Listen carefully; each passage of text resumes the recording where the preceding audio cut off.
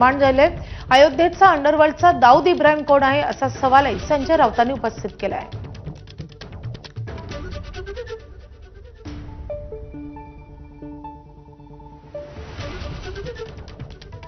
या देशाला कलंकित करणाऱ्या घटना अयोध्येत घडत आहेत।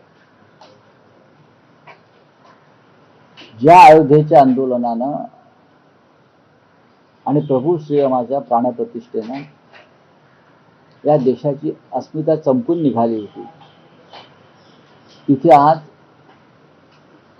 स्वतःला हिंदुत्ववादी मानणाऱ्यांनी जो रामाचा ताबा घेतला,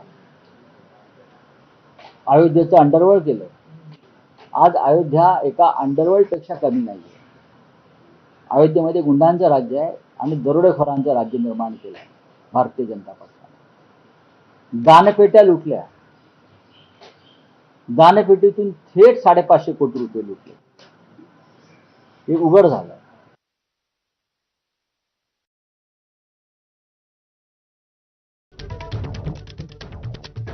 सगळे लुटमार करणारे लोक भारतीय जनता पक्षाशी संबंधित आहेत। लोकांच्या मनामध्ये अस्वस्थता आहे, चीड आहे, पण लोक व्यक्त करायला घाबरत आहेत।